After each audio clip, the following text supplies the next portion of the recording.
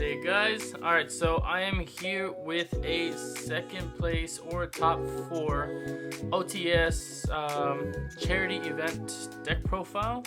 My local OTS store was hosting the Konami charity event, basically where we donated canned goods. And yeah, we decided to enter with Dinomorphia. This was a last minute decision. I typically play sprites, but I figured I'd kind of throw a wrench in everybody's, bicycle or whatever to kind of throw them off and see how the new updated Dinomorphia would do against the Tier 0 or in the Tier 0 format.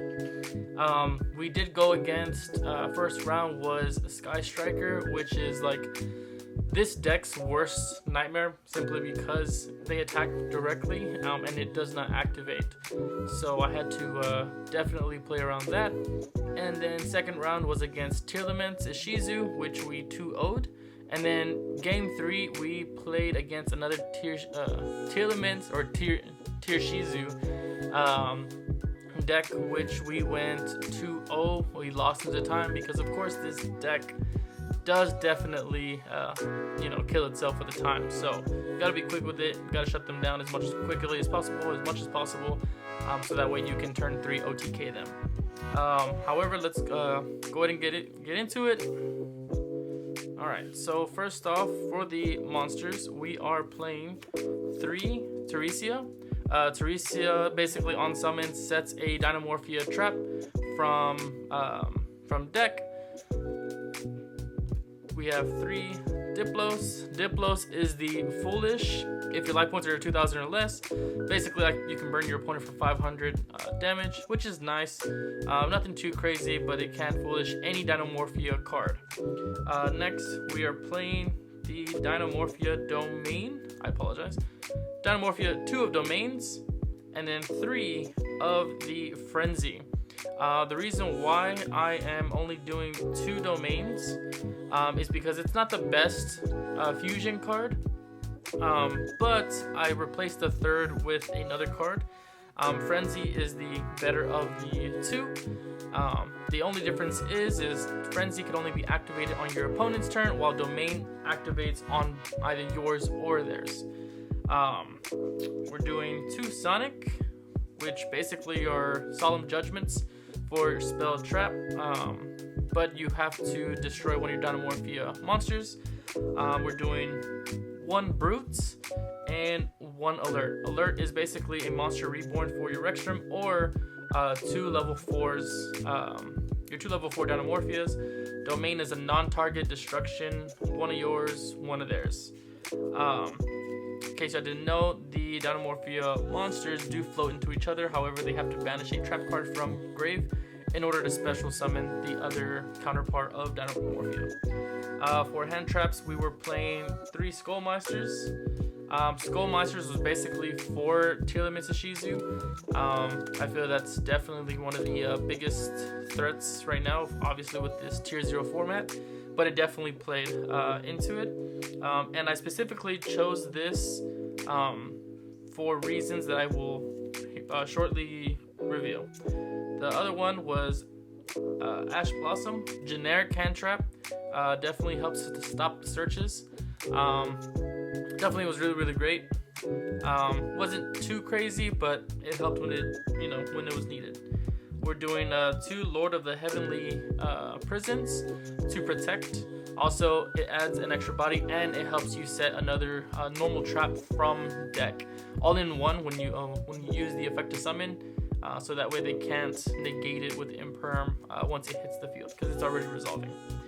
We are doing 1 Misk to help protect the dinosaurs on either your turn or their turn. And then we are doing 1 Lady Labyrinth. This was a last minute decision. This was actually a Pot of Duality. However, since we lack drawing power, this definitely helps search or basically add another trap deck, trap card, and any trap card as long as it's a normal trap card. So you wouldn't be able to search your Judgments or your Sonics, but that's why you run other trap cards to help out. This definitely came up. It's definitely a big old body, 3,000 attack, 29 defense. Hard for people to get over. For the updated tech, we are doing 3 Magnamuts.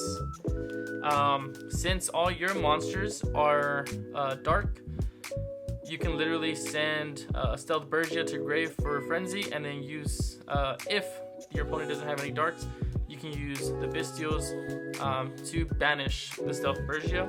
We're doing 2 Druid Swarm and 1 Serenir. I want to do 3 Druid Swarm, but having a different name definitely does help to add a body. As far as the spells, we are doing 2 Fossil Dig and 1 Prosperity.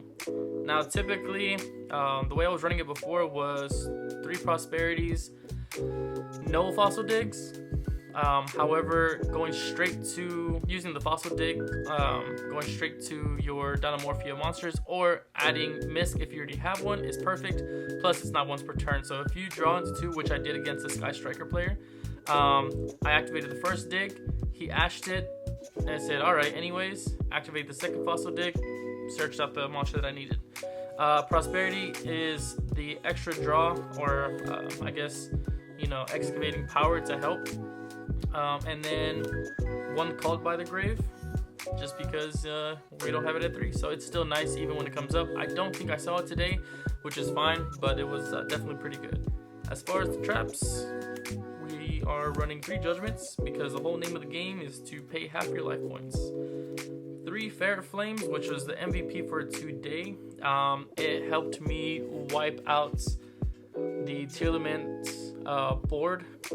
They had, I believe, all 5 monsters. They had a Dragostapelia, Rolkalos, Kit, Rhino Heart, and 1 other.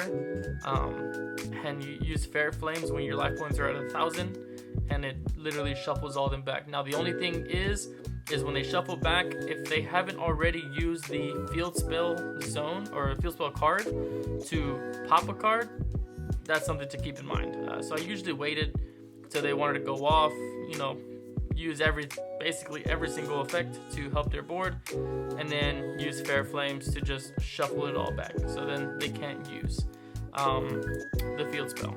And then the last is 2 Imperms. It was 3 Imperms, but I'm trying to keep it at 40. Imperm kind of becomes dead in the hand, especially once you already have an established board. So that's why I really didn't want to play it, but it did come in handy when it came to negating the other person's effects. Now for the extra deck, we are running 3 Rex, which is your onboard skill drain. Definitely nice. If you don't know what it does, basically says that if your opponent's monster's attack is higher than your life points, which 9 times out of 10 they aren't, they can't activate effects. Mind you, these are effects on field, so they can still activate the monster effects in hand and grave, but that's when Skullmasters come in and definitely help you out. But once they can go to Rukalos, still get their boost, but they can't activate anything on field, so they can't shuffle. Even if you attempted to do something, they still couldn't activate it. Then we're running 3 Katrina. Basically is how I like to say it is like a Verte. I can copy the trap card's effect to fusion summon. So if you activate 1 Frenzy, bring her out, then quick effect, again, use this effect, banish, and pay half your life points for cost to fusion again and bring out your Rex. We're bringing out the Bergia. Stealth Bergia comes up, it came up once, but other than that, it's just material for the fusion off of Frenzy, and it becomes a nice target for your Bestials to go ahead and summon. As far as the Xyz, we're running 1 Logia, 1 Abyss Dweller, of course, for tier, and 1 Wallow. The 1 Wallow came up once, maybe twice, but it did come in handy. I never brought out Logia, and Abyss Dweller, we didn't even get to that point, to be honest. And then, last but not least, 1 Dark, 1 Phoenix, and 1 Cerberus. Cerberus was nice against Baguska. Most of the times when Tillements can't really do anything, they always go into Baguska, especially when you shifter them. Baguskas are like their main, fallback plan. Then once they pass turn, use Cerberus effect, link it to Cerberus, Cerberus pop the Baguska, and then proceed to just, attack for some massive amounts of damage. To be honest, I was actually contemplating on using these slots for the meta decks, which would be for Kit Kalos for Tillements, and for the Elf, or Gigantic for Sprites. Still debating. Gigantic is a nice hit, but Elf is also very, very much need for them to go into the Toad play. So still, I might test that, but not too sure yet. For the side deck, we did 2 Raigeki, 1 Feather Duster. Now, this technically was supposed to be the cherries, but like I said, I wanted to try this out first. None of these came up, to be honest. 3 Lightning Storms definitely helps, especially against Flu, which I was expecting to go against, or to see. So these are all basically for Flu players, especially with their statue. Again, for Flu, because I'm not too worried about Flu at all, especially with the Kaijus.